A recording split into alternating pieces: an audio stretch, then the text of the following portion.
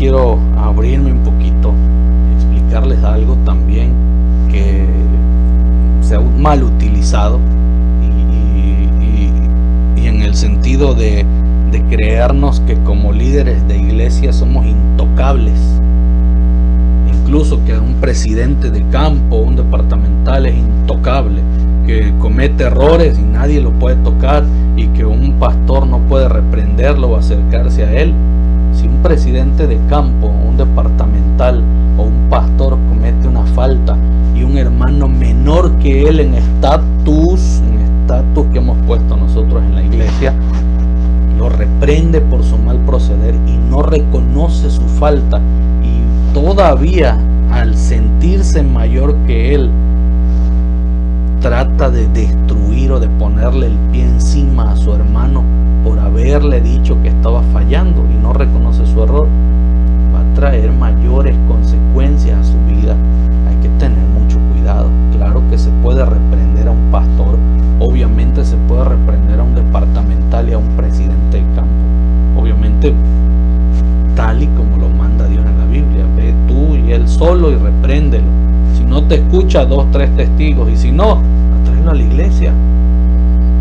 Pero no se hace por una simple razón: se ha distorsionado el concepto de liderazgo al de que yo mando y que nadie puede hacerme absolutamente nada, y el que intente hacerme algo se las va a ver conmigo y va a ver mi autoridad. Mucho cuidado. Dios no nos llamó para ser ese tipo de gobernantes. Dios nos llamó para servir y dar nuestra vida en servicio a Él. Vean esto: si un dirigente peca, vamos a ver Levítico capítulo 4 versículo 22 para entenderlo mejor. Todas las normas de la iglesia se aplican a nosotros como pastores también, y hasta el hermano más pequeño en la iglesia, si ve que nosotros estamos fallando como líderes de la iglesia, su responsabilidad es venir y reprendernos, y deberíamos darle gracias al hermano por mostrarnos nuestros errores, así como nosotros debemos hacerlo también delante de la iglesia como pastores. Yo quiero agradecer enormemente a mis ancianos de iglesia del Lago de Montebello. Ellos entendieron ese concepto, y cuando veían que yo no estaba obrando de la mejor manera, venían a orar conmigo a mi casa, expresaban su sentir y me hacían ver las cosas como se tenían que llevar. Y yo me arrodillaba con ellos y agradezco a ellos porque hicieron en mí que mi ministerio fuera un ministerio para honra y gloria de mi Dios.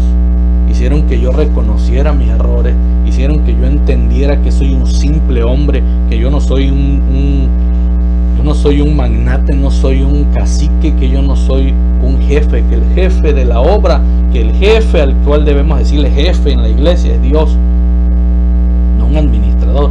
Él es un pastor, es el líder que es en nuestro equipo, pero no es el jefe. El jefe es el dueño, y ninguno de nosotros es dueño de la obra. Y vean lo que dice: si un dirigente peca y transgrede por inadvertencia alguno de los mandamientos de Jehová su Dios respecto a cosas que no se deben hacer, es culpable, luego que se le haga conocer el pecado. Mucho cuidado. Aquellos que dicen que un pastor no puede ser reprendido, si tú como pastor dices: a mí nadie me va a venir a decir lo que yo tengo que hacer, mucho cuidado. Dice: luego que se le haga conocer el pecado que cometió, presentará como su ofrenda un macho cabrío. Eso era en tiempos del santuario. Pero aquí está la clave: luego que se le haga conocer su pecado, porque se le tiene que hacer conocer su pecado al hermano si lo queremos ver bien. Una vez mi madre me dijo: si yo no te disciplino, si yo no te hago que entiendas las cosas, si yo no te demuestro que estás en error, es porque no te quiero. Pero si te disciplino y te digo las cosas y te muestro cómo son las cosas, es porque me interesas, es porque me preocupas, es porque te quiero. Dios al que ama, dice la Biblia, disciplina. Y si a nosotros nos interesa nuestra iglesia, la disciplinamos, corregimos a nuestra iglesia.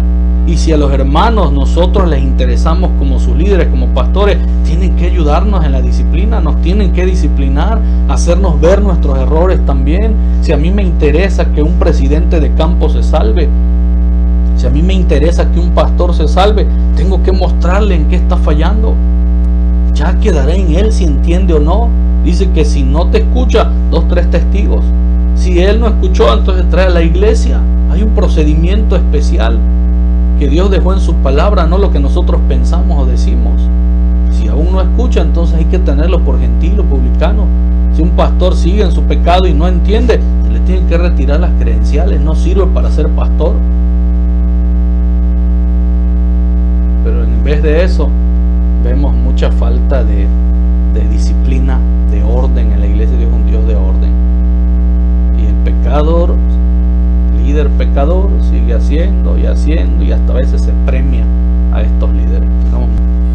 Y para que ustedes entiendan mucho mejor, les voy a poner en contexto bíblico por qué sí se puede reprender a un pastor que está haciendo las cosas mal. Quiero que vean esto.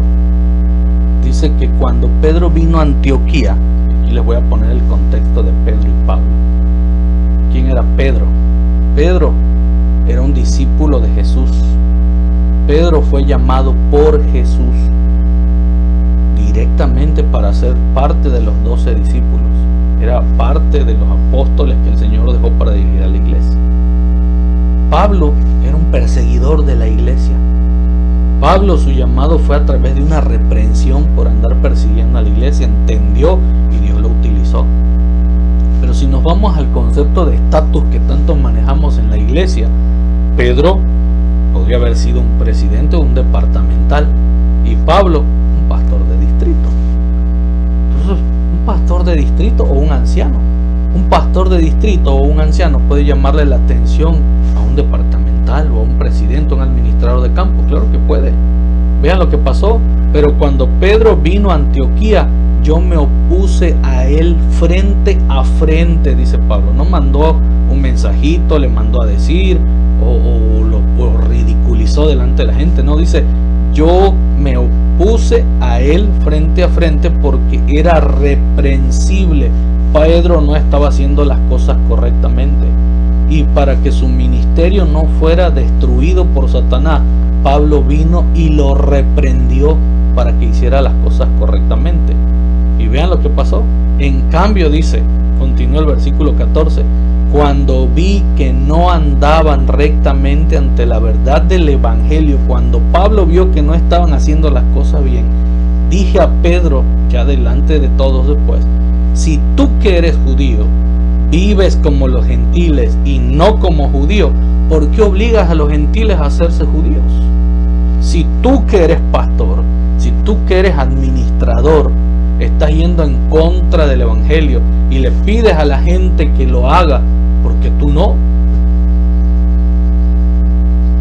Siempre se puede reprender a un líder de iglesia por amor a él, para que haga las cosas bien, para que su ministerio no sea destruido, para que su ministerio no sea lastimado por Satanás, para que enmiende su camino y haga las cosas correctamente, y para que el pueblo, la iglesia, no sea perjudicada.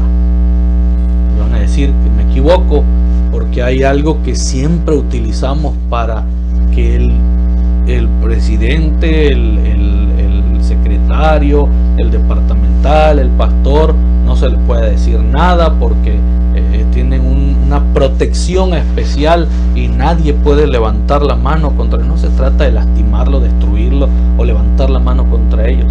Se trata de hacer que entiendan que están obrando mal. Y voy a usar la misma excusa que se utiliza para decir que no se puede tocar a ningún administrador, y lo voy a usar aquí mismo para demostrarles que sí se puede. Vamos a ir al 1 Samuel capítulo 24:4. Sabemos la historia, David y Saúl. Porque siempre se dice que es el ungido de Dios y no se puede tocar al ungido de Dios. Dios nos libre de tocar al ungido de Dios. Okay. Voy a ponerles en el contexto. David era ungido, Saúl también era un ungido. Y en este contexto los dos eran ungidos. Uno estaba sirviendo directamente y el otro todavía no estaba sirviendo. No estaba, vamos a ponerlo en el contexto de administrativo de la iglesia. Uno estaba en funciones y el otro no estaba en funciones en la iglesia. Pero el que estaba en funciones estaba haciendo las cosas mal, que era Saúl, y quería matar a David. y llegó hasta el grado de seguirlo y de ir a buscarlo para matarlo. David no estaba en funciones, pero era el ungido de Dios también. Y cuando David tuvo la oportunidad, porque Dios se lo puso en charola de plata para eliminar al rey y él reclamar su ungimiento como rey, vean lo que hizo David. Dice, sus hombres dijeron a David, estaba en la cueva, entró a hacer sus necesidades Saúl, y ahí estaba David. Y dice que cuando entra Saúl a hacer sus necesidades, sus hombres le dijeron a David, este es el día del cual te dijo Jehová, he aquí yo entregaré a tu enemigo en tu mano y harás con él lo que te parezca bien. Tu enemigo. Manejamos a veces ese término en la iglesia. David no tenía como enemigo a Saúl, pero Saúl sí tenía como enemigo a David. David tenía en otro contexto a Saúl, pero Saúl tenía como enemigo a David. Porque no nos gusta que haya alguien que venga y nos diga lo que tenemos que hacer, o que haya alguien que parezca que hace mejor las cosas que nosotros, o que despunte más que nosotros. Y eso cala, duele, no gusta. Pero aquí aparece esto en escena. Ahí está Saúl listo para que David lo ejecute. Y recibe el consejo de su gente para decirle es el momento. Y vean lo que hace David. Entonces David se levantó y cortó el borde del manto de Saúl sin ser notado. Ustedes conocen lo demás de la historia. Si David se hubiese querido, lo hubiera matado. Pero no se trataba de matar o destruir. Se trataba de corregir, se trataba de reprender, y a través de esto David reprendió el carácter de Saúl, reprendió las acciones de Saúl, reprendió la mala forma de dirigirse de Saúl, y sin faltarle el respeto. Vean lo que pasa ahí. Dice David dijo a sus hombres, Jehová me libre de hacer tal cosa contra mi Señor, el ungido de Jehová. Pero lo reprendió, porque cuando cortó el manto y le habló y le dijo, tuve para matarte, y aquí está la evidencia, dice que Saúl se arrepintió de querer matar a David. Era un llamado de reprensión que David le hizo al ungido de Dios. No lo destruyó, no lo lastimó, no actuó en contra de él. Reprensión, hermanos queridos, es por amor, se hace por amor, para ver que las cosas se hagan bien, que la persona cambie y haga las cosas para bien de sí mismo y para gloria de Dios. Así que David, siendo un ungido de Dios que no estaba en funciones, le llamó la atención al rey, a otro ungido de Dios que sí estaba en funciones y que estaba haciendo las cosas mal, y no fue la primera vez. También nosotros recordamos esto.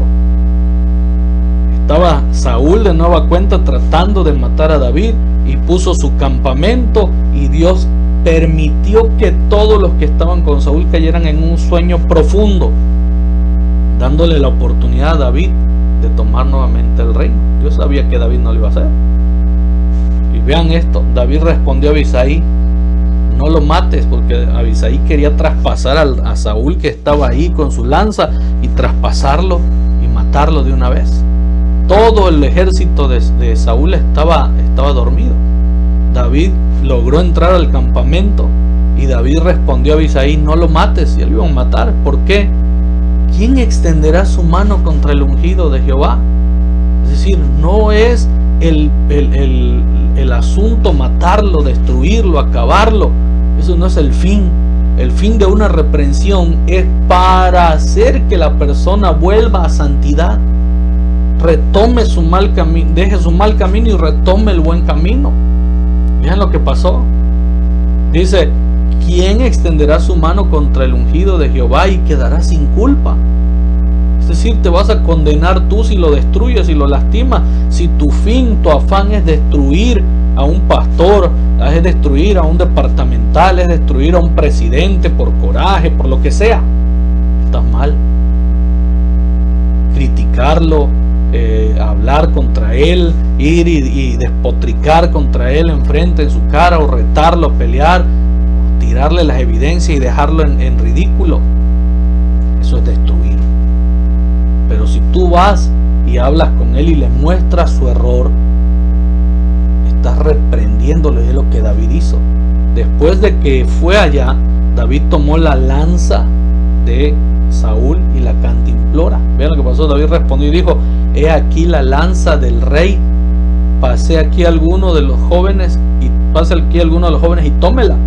Jehová pague a cada uno según su justicia y su lealtad, porque Jehová te entregó hoy en mis manos, pero yo no quise extender mi mano contra el ungido de Jehová.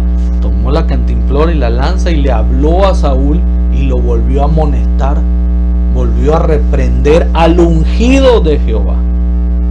Así que sí se puede reprender al ungido de Jehová, no destruirlo, no atacarlo, no lastimarlo, reprenderlo de su mal camino. Dice que Saúl se arrepintió y ustedes conocen cómo terminó Saúl. Se arrepintía un ratito y al rato volvía otra vez a su mal camino hasta que terminó destruido, hasta que acabó con su propia vida. Pastores queridos, tenemos una gran responsabilidad como Natán. Natán era un profeta ungido de Dios y fue a reprender al rey David. Al mismo que reprendió a Saúl, también fue reprendido, y no por otro rey, por un profeta, otro siervo de Dios. Vean lo que pasó. El profeta Natán recibió órdenes de llevar un mensaje de reprensión a David. Era un mensaje terrible en su severidad. A pocos soberanos se les podría haber dirigido una reprensión sin que el mensajero perdiera la vida. Natán transmitió la sentencia divina sin vacilación, aunque con tal sabiduría celestial que despertó la simpatía y la conciencia del rey. ¿Por qué? Porque era un verdadero ministro, porque era un verdadero siervo de Dios, un verdadero ungido de Dios. Escuchó la reprensión. Dice ahí, despertó simpatía y la conciencia del rey y lo indujo a que con sus labios emitiera su propia sentencia de muerte, apelando a David como al guardián divinamente designado para proteger los derechos de su pueblo. El profeta le relató una historia de agravio y opresión que exigía justicia y castigo. David había cometido un pecado tremendo y Natán fue llamado para reprenderlo. Lo reprendió a costa de su propia vida, porque podía haber muerto. David pudo haber reaccionado de otra manera, pero David, siendo un verdadero siervo de Dios, se humilló a lo sumo y pidió perdón a Dios y se consagró a Dios de buena manera nuevamente. Y aquí es donde les quiero llevar. Aquellos que no tienen suficiente valor para reprender el mal, o que por indolencia o falta de interés no hacen esfuerzos fervientes para purificar la familia de Dios. Otra vez, aquellos que no tienen suficiente valor para reprender el mal, o que por indolencia o falta de interés no hacen esfuerzos fervientes para purificar la familia o la iglesia de Dios, son considerados responsables del mal que resulte de su descuido del deber.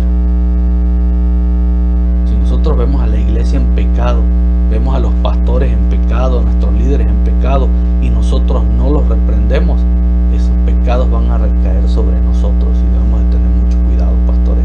Tenemos una responsabilidad tremenda. Por eso oro para que nosotros volvamos a Cristo Jesús, para que vivamos en santidad y que logremos estar ante la presencia de Dios, porque el juicio ya empezó. ¿Y quién podrá estar de pie? Yo oro para que podamos estar de pie delante de Dios como obreros que no tiene de qué avergonzarse. Que no se nos vaya a decir que hemos sido malos obreros, que no hemos hecho la parte que nos correspondía, que hemos sido insuficientes como sacerdotes de Dios. No quiero que llegue el momento en el que se nos condene por no haber hecho las cosas como se debían. Dice, somos tan responsables de los males que hubiéramos podido impedir en otros por el ejercicio de la autoridad paternal o pastoral, como si hubiésemos cometido los tales hechos nosotros mismos.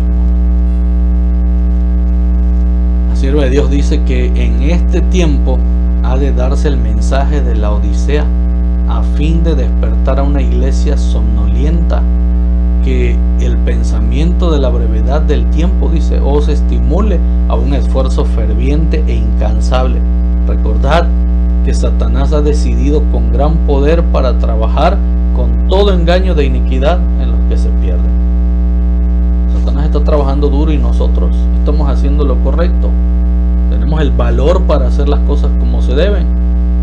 Incluso, hermanos queridos pastores, hoy en día que deberíamos de estar alertando a la iglesia por lo que está ocurriendo con esta pandemia que hay y advertirles de que las cosas no van a mejorar, que van a empeorar y que van a ir como los dolores de parto en aumento, en aumento, en aumento, y que debemos preparar nuestras vidas, consagrar nuestras vidas, santificar nuestra vida. Hay personas, hay ministros, hay pastores que están diciéndole a la iglesia: tranquilo, no pasa nada, cálmense, todo va a volver a la normalidad. ¿No han escuchado que los medios mismos de comunicación están hablando de una nueva normalidad? ¿No se han dado cuenta que todo se está preparando para que se imponga la ley dominical, el continuo sea quitado, para que venga la abominación desoladora? ¿No se han dado cuenta de eso? De que se está predicando de un nuevo orden mundial, un solo gobierno, una sola economía, un solo poder político, religioso. No estamos dando cuenta de eso. Y si no lo estamos predicando, o es porque somos falsos pastores. Si no lo estamos predicando es porque somos falsos ministros, o porque somos obreros dormidos, somos obreros descuidados, obreros que no estamos haciendo la parte que nos corresponde, somos obreros que no estamos siendo obreros santificados. Y hemos hecho que el ministerio se destruya, se desplome. Y cuidado, porque si nosotros callamos, las piedras van a hablar. Dice la sierva de Dios que no va a ser predicado el fuerte pregón por teólogos prominentes o eruditos, sino por las personas más nobles de la iglesia que han entendido cuál es el deber que tenían que llevar cuando a nosotros se nos dio la encomienda y hemos sido preparados para eso. Dice la Biblia: cuando digan paz y seguridad, entonces vendrá la destrucción de repente sobre ellos, como vienen los dolores sobre la mujer que da a luz. Ahí clarito lo dice, y de ninguna manera van a escapar. Pero vean lo que dice la sierva de Dios. Los ministros, pastores, los ministros que procuran agradar a los hombres y claman paz, paz, cuando Dios no ha hablado de paz, debieran humillar su corazón delante del Señor y pedirle perdón por su falta de sinceridad y de valor moral. No es el amor a su prójimo lo que los induce a suavizar el mensaje. Cuidado, Dios no nos llamó a suavizar el mensaje, a maquillarlos para que sean bonitos. Hay que darlo como tal. Dice: no es el amor al prójimo. Ay, es que pobrecito el hermano, suena muy duro las palabras, para que no lo sienta tan duro. No es el amor al prójimo lo que los induce a suavizar el mensaje que se le ha confiado, sino el hecho de que procura complacerse a sí mismo y aman su comodidad. No quieren perder lo que han logrado, no quieren perder el estatus que tienen. Hay pastores, y a mí me consta y saben muy bien los pastores que van a escuchar esto, de quienes hablo. Hay pastores que han preferido callar y aguantar los varazos y aguantar todo el asunto que a veces las administraciones han hecho con ellos, y prefieren quedarse callados y no decir las cosas. Sí, hay momentos en los que hay que callar, pero este es el momento de hablar. Sé que por hablar nos condenamos, y yo sé que por hablar esto me estoy condenando tremendamente como ustedes, pero el callar otorga, y ya no podemos seguirle otorgando al enemigo la dirección de la iglesia. Hay que hablar, y hay que hablar como se debe. Hay que decir las cosas como tienen que decirse delante de la iglesia y delante de quien sea. Para Dios no hay cosas ocultas.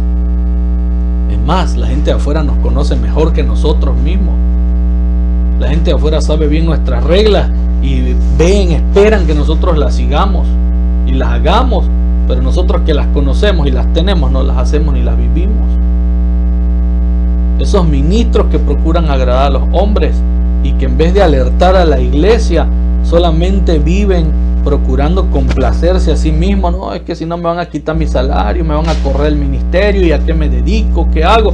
Mucho cuidado, es mejor depender de Dios que depender de un salario. Llevo 7 años dependiendo de Dios y no de un salario de la iglesia, y doy gracias a Dios porque hasta el día de hoy Él me ha sostenido con su amor. en lo mucho o en lo poco, pero el Señor me ha sostenido. Y delante de cualquier pastor me puedo presentar y mostrarle cómo de 7 años he estado sirviéndole y he estado dependiendo directamente de Él y no he tenido de qué preocuparme. Confío en Dios, sé a quién sirvo y sé que Él no me va a abandonar jamás. Quiero que tú entiendas eso, pastor. Quiero que tú tengas presente esto, que es mejor depender de Dios que depender de una vida cómoda, de un salario, porque cuando venga el momento de salir, cuando vengan las persecuciones que sabes que van a venir, toda tu comodidad, tu carro, las cosas que tienes, no te van a servir absolutamente de nada. El dinero va a dejar de tener valor dentro de poco. ¿De qué vas a vivir? ¿De qué vamos a vivir? ¿Saben de qué vamos a vivir? De la gracia de Dios si estamos consagrados a Dios por completo. Tiene años que se viene hablando de un nuevo orden mundial. Tiene años que se viene predicando de que se tiene que poner una sola economía, etcétera. Y las cosas se están dando hoy. Y seguimos tercos predicando algo que no hemos sido llamados a predicar por tal de mantener nuestra comodidad y de mantener nuestro estatus y mantener nuestro puestecito. Cuidado, paz y seguridad, dice ahí. No os excitéis, dicen algunos, no os alarméis. Se le da esta cuestión de la enmienda religiosa más importante de la que tiene. Esta agitación, dicen, se apagará. En esta forma se niega virtualmente el mensaje enviado por Dios y la amonestación que estaba destinada a despertar a la iglesia no realiza su obra. La trompeta de la atalaya, del pastor, del siervo, del presidente, del departamental, del anciano, la trompeta de esa atalaya que debe despertar a la iglesia, no emite un toque certero y el pueblo no se preparará para la batalla y se perderán. Tenga, dice el centinela, cuidado, no sea que por su vacilación y demora deje que las almas perezcan y se le haga responsable de la sangre de ellas. Ten mucho cuidado, pastores. Si alguien se pierde por nuestra culpa, la sangre de ellas va a ser reclamada por Dios, pero sobre nosotros. Esa sangre va a caer sobre nosotros. Esas almas que se pierden va a ser por culpa nuestra y el Señor las va a demandar de nuestra mano por nuestra negligencia, por no hacer las cosas como se deben. Ojalá, dice la sierva de Dios, que cada ministro comprendiese cuán sagrado es su cargo. Si no has entendido que no es una profesión, que es un trabajo, si no has entendido que no es un trabajo, que no es una vocación como algunos dicen, sino que es un deber sagrado con Dios, que lo que tú haces como sacerdote, como siervo de Dios, es algo sagrado, algo especial, no deberías de estar allí. Pero ojalá y lo entendiera, comprendieses cuán sagrado es tu cargo, santa su obra, y revelase el mismo valor que manifestó Elías como mensajero designados por Dios. Dice, los ministros ocupan puestos de tremenda responsabilidad. A cada uno de ellos les toca cumplir este consejo: reprende, exhorta con toda paciencia y doctrina. Deben trabajar en lugar de Cristo como dispensadores de los misterios del cielo, animando a los obedientes y amonestando a los desobedientes. Las políticas del mundo no deben tener peso para ellos. No deben desviarse de la senda por el cual Jesús les ha ordenado andar. Deben ir adelante con fe, recordando que los rodea una nube de testigos. Nos están viendo, nos están observando. No les toca pronunciar sus propias palabras, sino las que les ordenó decir uno mayor que los potentados de la tierra. Su mensaje debe ser: así dijo Jehová. Dios llama a hombres como Elías, que no tuvieron miedo de enfrentar 400 y tantos profetas, como Natán, que no tuvo problemas de hablarle a David, a un líder, a un ungido que estaba mal, y a Juan el Bautista, que reprendió a los sacerdotes de aquel entonces cuando Jesús estuvo. Hombres que darán su mensaje con fidelidad y respectivamente de las consecuencias, porque Juan el Bautista reprendió a un rey y le cortó la cabeza.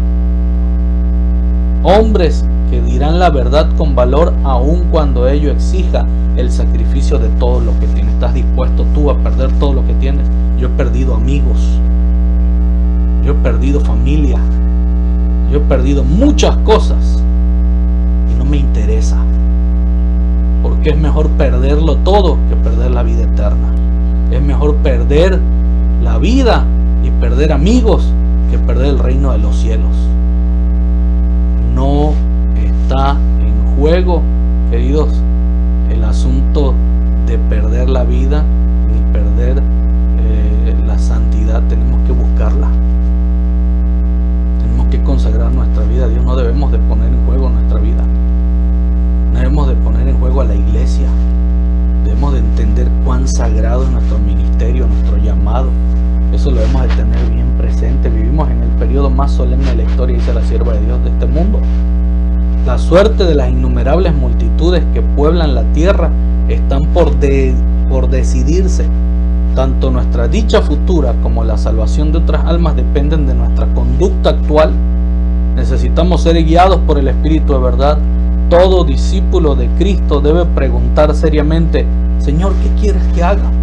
Necesitamos humillarnos ante el Señor, ayunar, orar y meditar mucho en la palabra, especialmente acerca de las escenas de este juicio que ya empezó. Debemos tratar de adquirir actualmente una experiencia profunda y viva en las cosas de Dios sin perder un solo instante. En torno nuestro se están cumpliendo acontecimientos de vital importancia. Nos encontramos en el terreno encantado de Satanás. No durmáis, centinelas de Dios, que el enemigo está emboscando, listo para lanzarse sobre vosotros y haceros su presa en cualquier momento en que caigáis en descuido y somnolencia. Como pastores tenemos que estar aferrados a las manos de Dios todos los días. Se me ha encargado que despierte a los centinelas, dice la sierva de Dios. Reprender a los pastores, levantarlos, despertarlos. El fin de todas las cosas está cerca. Es ahora el tiempo oportuno que nuestros ministros, y presidentes de asociaciones manifiesten su tacto y su habilidad al presentar la verdad ante públicos numerosos en nuestras ciudades. Al trabajar con sencillez, los corazones se enternecerán. Recordad que mientras presentáis el mensaje probatorio para este tiempo, vuestro propio corazón será enternecido, avivado por la influencia subyugadora del Espíritu Santo, y ganaréis las almas. Cuando estéis frente a las multitudes de la ciudad, recordad que Dios es vuestro ayudador y que mediante su bendición podéis presentar un mensaje de tanta calidad que llegará a los corazones de los oyentes. Pero tenemos que estar consagrados a Dios. Tenemos que entender dónde estamos parados y hay que despertar para que la obra avance, para que Dios venga pronto. Dios ha hecho que los días avancen así para bienestar de nosotros, pero no estamos haciendo la parte que nos corresponde. Hay centinelas adormecidos. ¿Qué hay de la noche? Dice: ¿no conocéis la hora de la noche? ¿No sentís la preocupación de levantar la señal de peligro y de dar la alarma por el tiempo en que vivimos? Si no sentís tal responsabilidad, pastores, descended de las murallas de Sión, porque Dios no os confiará la luz que tiene que impartir. La luz se da únicamente a los que la hagan brillar sobre otros. Así que si tú como pastor no estás preocupado por la salvación del pueblo, por la iglesia y alertarlos para que se preparen, hazte a un lado. Quítate, dedícate a otra cosa, hazte a un lado y deja que los que realmente sienten el deseo de compartir la luz de Dios con otros, aquellos que están preocupados porque la iglesia camine, avance, lo hagan. Tú hazte a un lado si no lo quieres hacer, si aún no has entendido tu llamado.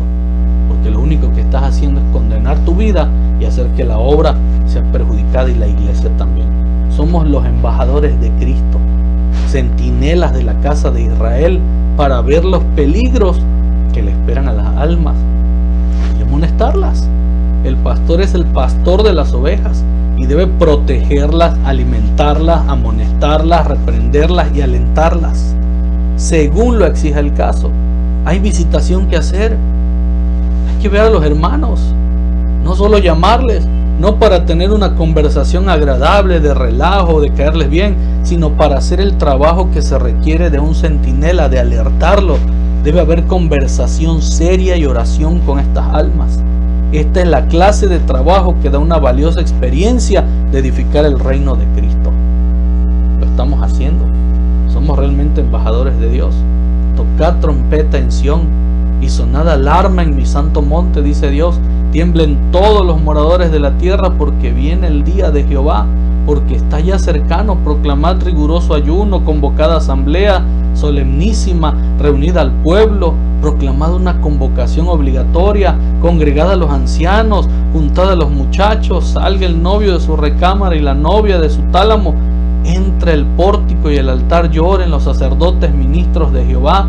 Volveos a mí de todo vuestro corazón, dice el Señor, con ayuno también y con llanto, con lamento. Rasgad vuestros corazones y no vuestros vestidos, y volveos a Jehová vuestro Dios, porque Él es clemente y compasivo, lento en ira y grande en misericordia. Es un llamado que Dios nos está haciendo. Volveos a mí, dice el Señor, y yo volveré a vosotros. Y quiero terminar con esta gema, la conocemos muy bien. La mayor necesidad del mundo, y voy a quitar esa palabra y voy a poner ahí pastores. La mayor necesidad del mundo es la de pastores, obreros de Dios, siervos de Dios, ministros de Dios, embajadores de Dios, centinelas, atalayas de Dios, que no se vendan ni se compren. Hombres que sean sinceros y honrados en lo más íntimo de sus almas. Hombres que no teman dar al pecado el nombre que le corresponde. Hombres cuya conciencia sea tan leal al deber como la brújula al polo. Hombres que se mantengan de parte de la justicia, y esta me fascina, aunque se desplomen los cielos. Si hacemos eso, vamos a ser bien recibidos por Dios. Vamos a agradar a Dios, y el Dios de los cielos, el príncipe de los pastores que está por venir, traerá una corona inmarchitable de gloria para sus hijos. Pastores queridos, es momento de levantar ese estandarte. Es momento de levantar el ministerio pastoral. Es momento de alzar la voz. Es momento de dejar de hacer tonterías en la iglesia. Es momento de reprender al pecado y llamarlo por su nombre. Es momento de hacer que este ministerio sagrado realmente sea un ministerio sagrado. Tome ese valor que Dios le dio. Es momento de que volvamos a Cristo Jesús. Y es momento de empezar a sacar a todos esos malos pastores que no están edificando la iglesia, que están destruyendo a la iglesia ante los ojos de la misma iglesia, para que pronto el segador saque. Hay malos obreros en la iglesia, hay malos pastores que están destruyendo a la iglesia, y hay que tener mucho cuidado, hay que proteger a la iglesia de ellos. Y a ti que eres un pastor de Dios, un siervo de Dios, si te has dormido en tus laureles, si no has hecho lo correcto hasta el día de hoy, es momento de que volvamos a reconsagrar nuestras vidas a Dios. Te invito en el nombre de Cristo Jesús. Si eres administrador, presidente, secretario departamental, si eres presidente de alguna unión, de división, asociación general, quien seas, si eres un pastor de distrito, si eres un capellán y no hemos hecho las cosas como se deben para honra y gloria de Dios, es momento hoy de que reconsagremos nuestra vida y nuestro ministerio al Señor. Si estás en funciones o no estás en funciones hoy en día, pero eres ungido del Señor, es momento de hacer las cosas bien para honrar y glorificar a Dios, porque nuestro Dios viene y Él traerá pago a cada uno según sea sus obras. Que Dios bendiga tu vida, que Dios bendiga tu ministerio y que Dios permita que podamos hacer la voluntad de Dios a partir de aquí y hacer que su iglesia camine al reino de los cielos para honra y gloria a nuestro